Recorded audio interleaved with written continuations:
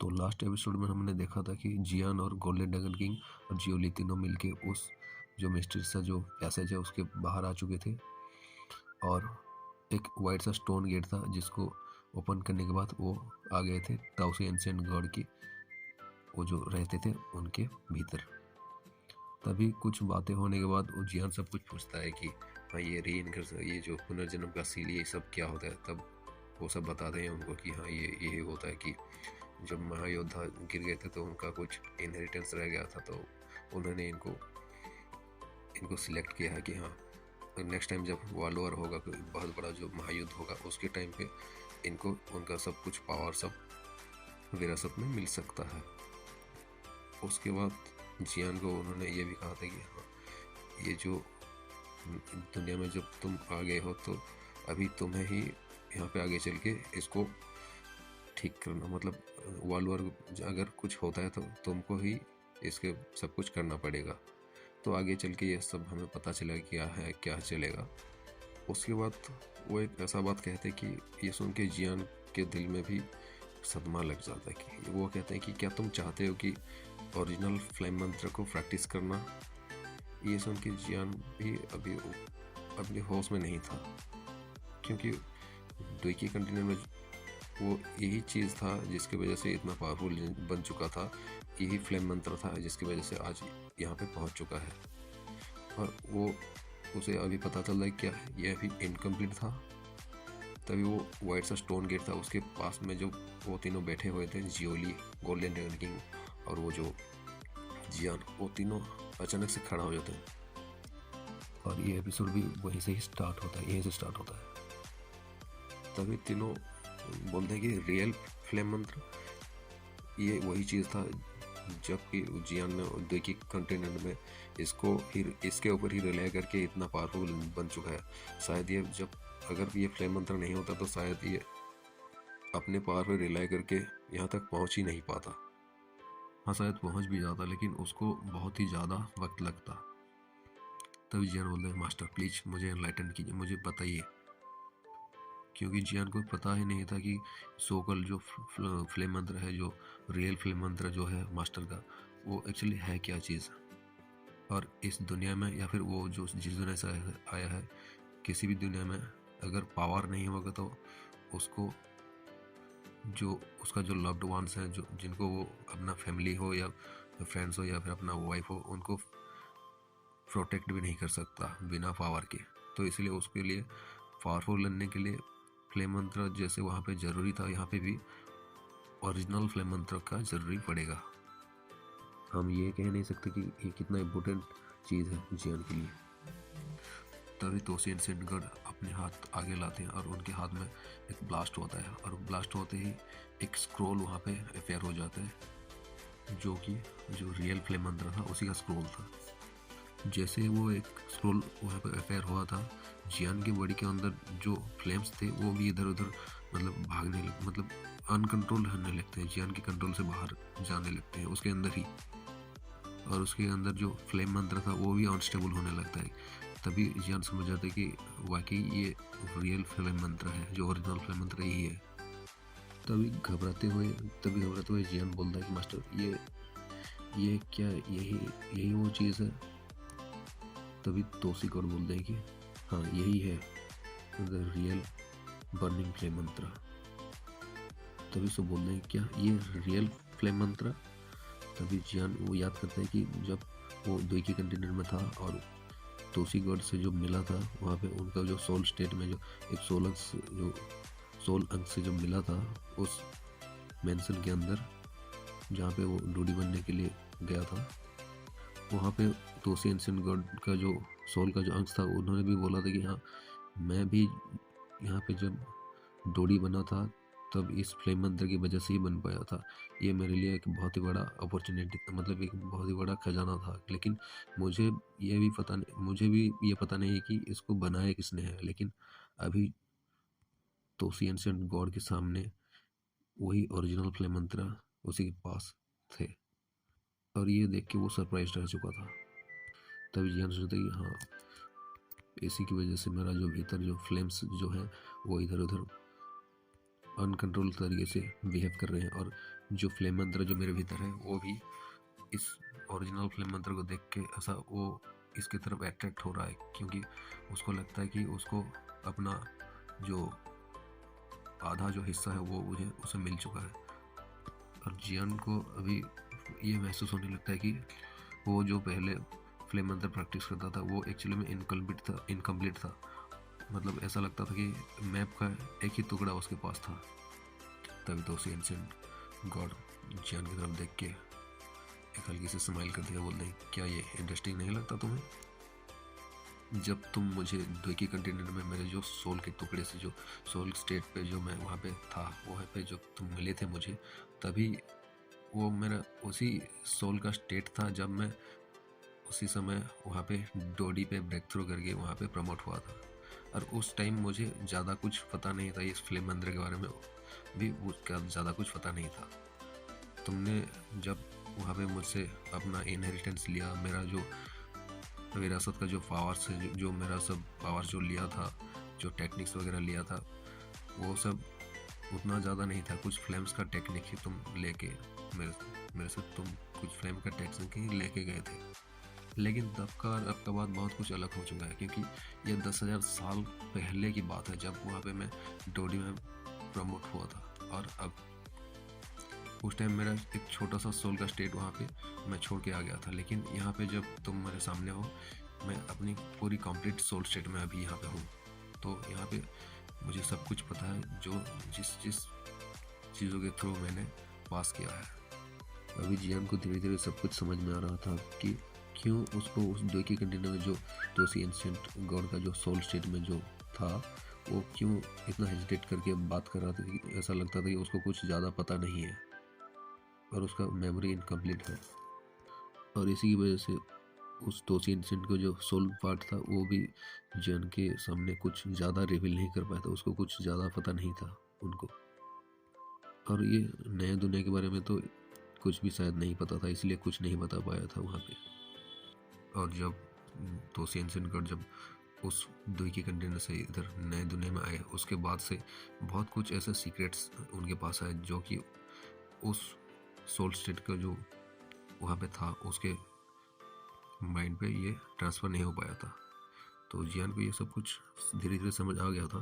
तभी ये सब बातें ख़त्म करके दोषी एंशिएंट गॉड बोलते हैं कि चलो जल्दी आ जाओ और मेरे हाथ में जो बर्निंग फ्लेम मंत्र है इसको तुम प्रैक्टिस करने की कोशिश करो, इसको तुम फील करो, इसको अपनी सोल पावर से इसको इसके अंदर तुम चेक करो कि क्या इसको तुम पूरी तरह से सीख सकते हो कि नहीं।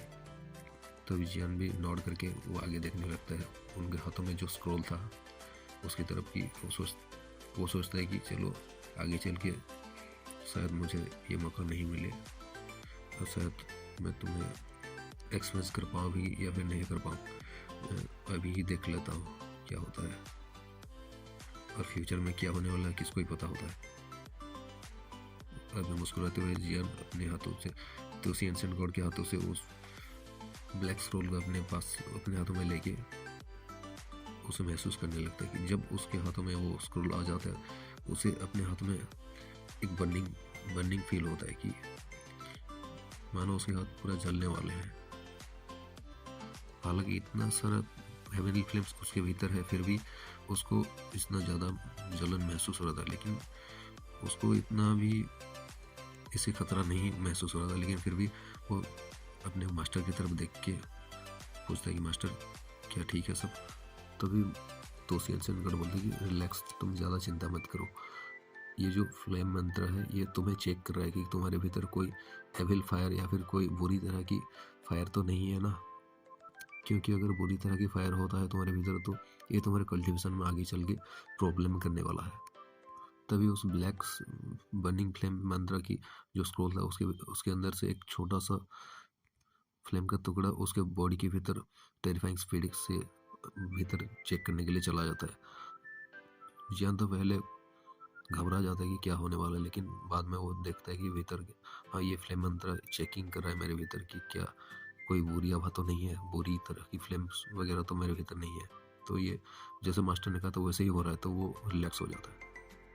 अब कुछ समय बाद जब देखता है कि उस फ्लेम मंत्र के भीतर से जो फ्लेम निकल के गया था उसके अंदर, वो धीरे धीरे शांत हो जाता है। वो देखता है कि जियान की बॉडी के अंदर कोई भी ऐसा कोई ख़राब तरह की फ्लेम नहीं है, तो वो पूरी तरह से शांत हो जाता है। उसके हाथ में एक नॉर्मल सा स्क्रोल की तरह वो आ जाता है। अभी सही सिचुएशन को देखकर जियान कुछ जल्दबाजी किए बिना अभी क्रॉस लेग की पोजीशन में वहाँ पे बैठ गया, और जो फ्लेम्स वगैरह थे वो उसके शरीर के चारों तरफ लिपट गए। कुछ देर बाद वो जो फ्लेम मंत्र के जो स्क्रोल था उसके भीतर से जो फ्लेम्स उसके चारों तरफ लिपट रहे थे वो धीरे धीरे शांत हो गया, और जियान एक अलग ही स्पेस के अंदर चला गया। उस तीनों के सामने धीरे धीरे धीरे धीरे वो अलग ही दुनिया में पहुंचने लगा था। उसके सामने पूरा ब्राइटनेस आ गया था, वो एक चमकदार रोशनी उसके चारों तरफ फैलने लगा था। तभी जियान के माइंड में कोई एक मैसेज चला जाता है, और वो मैसेज उसके भीतर जाते हैं। वो वहाँ पे उसकी आंखों से थोड़ा सा पानी भी आना, वो क्या मैसेज गया उसको हमें बताया नहीं गया है वहाँ पे। उसके बाद वहाँ से एक मिस्टीरियस एक एंसेंट वॉइस उसके अंदर एक पुरानी आवाज़ गूंजने लगती जियान के पास उस स्पेस के अंदर, कि वो बोलता है कि ये कंप्लीट फ्लेम मंत्र है, इसको 6 भागों में विभाजित किया गया है। और वो एक्चुअली वो बता रहा होता है जिसको जिन्होंने इस फ्लेम मंत्र को बनाया था उनका कोई सोल का जो एक टुकड़ा वहाँ पे रह गया था इस स्क्रोल के अंदर। वो जियान से बात कर रहा था अभी, वो बताता है कि हाँ ये फ्लेम मंत्र जो है 6 भागों में विभाजित हो रखा है। इस स्क्रोल को बोलते हैं बर्निंग फ्लेम मंत्र। और जो 6 भागों में जो विभाजित हुआ है, पहला भाग को बोलते हैं बर्निंग मंत्र, बर्निंग द फाउंडेशन। दूसरा जो बोलते हैं द सेकंड बर्निंग मंत्र, बर्निंग द सोल। तीसरे भाग को बोलते हैं द थर्ड बर्निंग मंत्र, द बर्निंग द बॉडी। उसके बाद आता है 4 बर्निंग मंत्र, बर्निंग द हेवन। उसके बाद 5 बर्निंग मंत्र आता है, उसको बोलते हैं बर्निंग द अर्थ। 6 बर्निंग मंत्र होता है burning the gods self become the world. ये जानना इतना ज़रूरी नहीं, लेकिन अब बता देता हूँ क्योंकि आ गया है तो बता देते हैं फ्लेम मंत्र के बारे में। और ये 6 पार्ट्स मिल के एक कंप्लीट फ्लेम मंत्र बनाते हैं, और इसका पावर इतना ज़्यादा है कि इसको ये इमेजरेबल पावर्स को पोजेस करता है। इसको जो प्रैक्टिस करता है उसको वेल्थ और डेंजर अपने आप ही मतलब अट्रैक्ट हो जाता है उसकी तरफ। एक तरह से कहा जाए तो फॉर्च्यून और मिसफॉर्च्यून उसके पास वैसे ही बिना बुलाए ही आते रहते हैं। जैसे कि हम सबको पता ही है कि फ्लेम मंत्र की वजह से जब कोई फ्लेम्स को एक्वायर करता है जियान, तो उसके पास पूरी तरह से मौत का स्टेज भी कभी कभी आ जाता है, क्योंकि मरते मरते वो उस फ्लेम को उसके अंदर बसाता है और उसको एक्वायर करता है। और दूसरी तरफ जब वो फ्लेम मंत्र से फ्लेम को मिलाता है और एक नया फ्लेम बनाता है, तो उसके पास इतना पावरफुल फ्लेम होता है कि वो कुछ भी उससे कर सकते हैं। मतलब कोई फील रिफाइन कर सकता है, कोई बड़ा सा जो उसके सामने कोई अगर एक बड़ा सा एक्सपर्ट आ जाए उसको भी वो वहीं पे वो संभाल सकता है। वहाँ पे उसको ऊपर लेवल पे फाइट करने वाली कोई दिक्कत नहीं होता है उसी फ्लेम मंत्र की वजह से। अभी जियान क्या है उस खाली स्पेस पे देख रहा था जहाँ से वो आवाज़ एंशिएंट आवाज़ जो आ रहा था, उस सोफल फ्लेम मंत्र के जो क्रिएटर जो थे उनकी आवाज़ आ रहा था। और उसी खाली स्पेस पे एक सील चमक रहा था जो कि एक जियो कबीले का टैटू था, उसका ही जियो कबीले का एक सील था। तभी वहाँ से एक आवाज़ आता है कि बोलता कि मुझे पता है कि तुमने यहाँ पे अपनी जियो कबीले का जो जियो क्लैन के जो टैटू है यहाँ पे तुमने डिस्कवर कर लिया है। और हाँ, ये मैं तुम्हें इतना ही बता सकता कि इसका जो फाउंडर है वो तो जियो कबीले से तो नहीं है, लेकिन हाँ इसका जियो कबीले से एक गहरा रिलेशनशिप है जो कि फ्लेम मंत्र से है। तो ये आगे चल के तुम्हें पता चलेगा कि तुम जाके यहाँ पे जो आगे जाके इस नया कंटिनेंट पे जब तुम अपने क्लान को फाइंड तुम ढूंढोगे, उसके बाद तुम्हें पता चलेगा कि इस फ्लेम मंत्र का जो भी सीक्रेट्स है इसके बारे में तुम्हें सब कुछ पता चलेगा। और इसके लिए तुम्हें बहुत ही ताकतवर होना, तुम्हें अपना पावर को इंक्रीज़ करना पड़ेगा बहुत ही जल्दी। और ये कह के उस आवाज़ धीरे धीरे वहाँ से डिसअपीयर हो जाता है। और वो तब जियान धीरे धीरे अपना आँखें भी खोलने लगा था। तभी वो धीरे धीरे आँखें खोलते बोलता है कि मुझे अपनी जो जियो कबिली हो वो मुझे क्यों पता नहीं उसका ब्लड लाइन जो है यहाँ पे महसूस नहीं हो रहा है इस डोडी कंटिनेंट में। और ऐसा लगता है सडनली इस कंटिनेंट से मेरा जो ब्लड लाइन है वो कहीं पे गायब हो गया है। मुझे जल्दी से पता लगाना होगा कि क्या चल रहा है यहाँ पे। वैसे तोसी एंड गॉड को तो सब पता होता है, लेकिन वो कुछ बताते नहीं हैं जियान को, क्योंकि वो नहीं चाहते कि सब कुछ बता के वो जियान को एक आगे चल के जो जियान जो एक्सपीरियंस करने वाला है, स्ट्रेंथ को पोजेस करने वाला है, एक स्ट्रॉन्ग बनने वाला है अपने आप से ही, वो सब के बारे में सोच के वो उसको नहीं बताते कि हाँ ये अपने आप ही जब पावरफुल बन जाएगा तो खुद ही फिगर आउट कर लेगा कि क्या है उसके क्लान क्यों यहाँ पे डिसअपीयर हुआ है या फिर उसको क्यों यहाँ पे महसूस नहीं हो रहा है। तभी जियान अपने मिशन से बाहर आता है और अभी उसके माइंड में पूरा फ्लेम मंत्र जो कंप्लीट वर्जन है उसके भीतर छप चुका था। तभी तो उसे एंशिएंट गॉड बोलते हैं कि हालांकि एक अंत ही एक नया प्रारंभ होता है, क्योंकि दोकी कंटिनेंट को यहाँ पे सिर्फ एक निचला स्तर माना जाता है। और तुम्हें तो पता है कि जहाँ पे स्ट्रेंथ नहीं, जहाँ पे कोई पावर नहीं, उसको निचला ही समझा जाता है। और ये बात जियान को बहुत अच्छी तरह से पता है, क्योंकि वो पहले एक छोटी सी जगह पे कितना स्ट्रगल करके वो इतना ऊपर आया है। तब वो बोलते हैं कि मैं आज जो स्टेट में जो हूँ ये भी मैं भी बहुत स्ट्रगल करके यहाँ पे आया, बहुत कुछ एक्सपीरियंस करके आया, और शायद तुम्हें भी यही करके यहाँ तक पहुँचना होगा। और वो उस फ्लेम मंत्र की जो फाउंडर हुए उनको रेस्पेक्टफुली संबोधित कर रहे थे कि वो बोलते हैं, तब जियान पूछते हैं कि मास्टर वो एक बहुत ही महान इंसान होंगे जिन्होंने इस फ्लेम मंत्र को बनाया था। तब मास्टर बोलते हैं कि हाँ शायद। और ये बोलते हैं जियान महसूस करते हैं कि शायद ये तोसी एंशिएंट गॉड इतना महान इंसान है, फिर भी वो शायद उनका मास्टर है जो फ्लेम मंत्र जिसने बनाया था। तभी वो बोलते हैं, वो तोसी एम्परर बोलते हैं कि वो मेरे मास्टर थे और मैं उनका डिसेबल हूँ। ये कहना मुश्किल है कि मैं कितना मुश्किल है कि तब मैं जब दोकी कंटिनेंट से प्रमोट होकर यहाँ पे आया था तो मैं एक मामूली सा इंसान था और मुझे इस दुनिया के बारे में कोई भी रूल्स पता नहीं था, और इसी की वजह से मुझे बहुत ही परेशानियों का सामना करना पड़ा था। तभी मेरे मास्टर जो थे वो मुझे सही तरीके से गाइड करके इतना दूर तक, इतना सफ़र जो है मुझे तय करवाया है। पर ये कहते हो तो एंशिएंट गॉड की आंखों की साइड से भी पानी आने लगता है, लेकिन वो जियान की तरफ नहीं दिखाते क्योंकि वो नहीं चाहते कि जियान ये महसूस करेगी वो उदास है।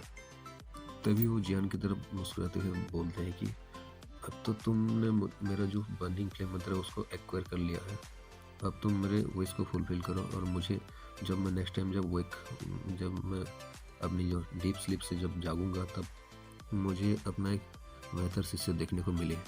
ये कह के तोसी एंशिएंट गॉड अभी एक रिंग में जियान के रिंग की तरफ सूट हो गए और एक डीप स्लीप में सोने के लिए चले गए थे। हाँ, क्योंकि अभी ये सोल स्टेट में ही है, और इतना बातचीत करने के बाद उनका भी सोल स्टेट जो है वो वीक हो गया था, क्योंकि ये भी 10,000 साल के पहले जब युद्ध हुआ था, महायुद्ध, उसके टाइम पे ये भी उनका जो फिजिकल बॉडी वो डिस्ट्रॉय हो चुका था शायद। ये हमें तो बताया तो नहीं गया, लेकिन यही लगता है। तभी जाते जाते गोल्डन ड्रैगन किंग और जियान की तरफ वो देख के बोल के जाते हैं कि हाँ एक और चीज़ है जो तुम्हें बहुत ही अच्छी तरह से तुम्हें मदद कर सकता है आगे चल के, और ये अब कोई भी मिशन में भी तुम्हारी मदद कर सकता है, और ये चीज़ है कि तुम्हें तुम्हें ताकतवर बनना पड़ेगा, नहीं तो तुम्हें कहीं पे भी जगह नहीं मिलेगा। तभी जियान भी बोलता है कि मास्टर डोंट वरी, आपकी ऑर्डर ओबे किया जाएगा। अपने हाथों को टाइट करके वो एक रेस्पेक्टफुल तरीके से लास्ट टाइम के लिए तोसी एंशिएंट गॉड को रेस्पेक्ट देता है और उनको नमस्ते करता है। तभी उस रिंग के अंदर से और एक आवाज़ आता है कि वो बोलते हैं कि तुम्हें अभी होली फ्लेम्स को कलेक्ट करना पड़ेगा, और ये तुम्हारे लिए बहुत ही ज़्यादा अच्छा रहेगा, क्योंकि ये तुम्हारे जियो कबिली की ब्लड लाइन की फ्यूचर वार्स के लिए ये तुम्हारे लिए हेल्पफुल रहेगा, और ये तुम्हारे जियो कबिली ब्लड लाइन से ही रिलेटेड है ये होली फ्लेम्स वगैरह। और आगे चल के अभी तो जियोली तुम्हारी मदद ही करेगा, और ज़्यादा कुछ मैं तुम्हें डिटेल में नहीं बताऊंगी क्योंकि तुम्हें खुद इसको फाइंड आउट करना पड़ेगा। और एक बात याद रखो कि तुम अपनी जो जियो कवेली का जो टैटू है उस पैटर्न को कभी भी यूज मत करना इस कॉन्टिनेंट के अंदर। तब तक तो यूज मत करना जब तक तुम एक इमोर्टल लेवल के बंदे से फाइट करने में सक्षम ना हो। हालांकि फ्लेम मंत्र और ये उसका जो ब्लड लाइन है उसके रिलेशनशिप वो भीतर ही महसूस कर पा रहा था, क्योंकि उसके मास्टर जो भी कहा शायद वो सही हो सकता है, ये उसके ब्लड लाइन से ही कुछ रिलेटेड ही है। तभी तो गॉड बोलते हैं कि क्या तुम्हारे पास जो खड़े हुए तुम्हारे पास जो गोल्डन ड्रैगन किंग है, क्या उनसे मिल चुके हो तुम? अरे ये बोलते समय उनका टोन बदल चुका था, वो गिल्टी फीलिंग के साथ बोल रहे थे। तभी गोल्डन ड्रैगन किंग बोलते हैं कि तोसी, तुम मेरे भाई, तुम मेरे स्टेट की वजह से तुम खुद को ब्लेम मत करो, क्योंकि ये मेरा ही डिसीजन था कि मैं वहाँ पे जाऊँ, और इसका मुझे कोई भी रिग्रेट नहीं है। और इस टाइम पे उनका सोल स्टेट ही बचा हो, लेकिन वो फिर भी एंशिएंट एम्परर तो से गॉड से बोल रहे थे कि तुम इसके लिए खुद को ब्लेम मत करो, क्योंकि जब हमारा जो ग्रेट 1000 वॉल्स जब रिट्रीट किया था, वो जो वार हुआ था, उस टाइम पे अगर तुमने हमारे ड्रैगन क्लान का अगर सपोर्ट नहीं दिया होता तो शायद मैं आज यहाँ पे खड़ा नहीं होता। क्योंकि उस वक्त जब ग्रेट 1000 वॉल्स के वार चल रहा था, तब ड्रैगन क्लान की तरफ से आपने नेतृत्व नहीं किया होता तो शायद आज ड्रैगन क्लान बचा ही नहीं होता। और उस टाइम पे मैं वहाँ पे नहीं था, इसलिए मेरे ऊपर अभी विश्वासघातक का आरोप लग गया है। तब तो एंशिएंट गॉड बोल देंगे मुझे एक्चुअली में तुम्हारी इस बात की वजह से मुझे एक्चुअली में बहुत ही खेद है, मुझे बहुत ही गिल्टी फील हो रहा है। और इस बार मैं तुम्हें अपने जो डिसेबल जियान है उसको मेरे इस खेत के लिए प्रायश्चित करने दूंगा। जो मेरा जो प्रायश्चित है वो तुम्हारे लिए मेरा डिसेबल जियान ही करेगा। और ये कहते वो गोल्डन ड्रैगन किंग से माफ़ी भी मांगते हैं कि मुझे माफ़ कर दो इसकी वजह से। यहाँ पे हमें इतना भी डिटेल्स में नहीं बताया गया कि इनके भीतर क्या हुआ है। शायद लगता है कि ये जो गोल्डन ड्रैगन किंग का जो बॉडी यहाँ पे डिस्ट्रॉय हुआ है, या फिर वो जो उसके भीतर जाके जो वहाँ पे कैद हो गए थे 10,000 साल से पहले, उस टाइम पे शायद उन्होंने उनकी ड्रैगन क्लान की तरफ से वार पे नहीं जा पाए थे, इसलिए उनको उनके क्लान के मेंबर्स की तरफ से उनको विश्वासघात की तरह मानते हैं। पर उस टाइम पे उस पैसेज के अंदर जाना, उस डिसीजन को भी गोल्डन ड्रैगन किंग ने ही लिया था। तो इसके लिए उनको कोई भी खेद नहीं है, लेकिन उसकी वजह से एंशिएंट गॉड को जो उनको ज़्यादा खेद रह गया है, क्योंकि उन्होंने उनको कोई हेल्प नहीं कर पाए थे।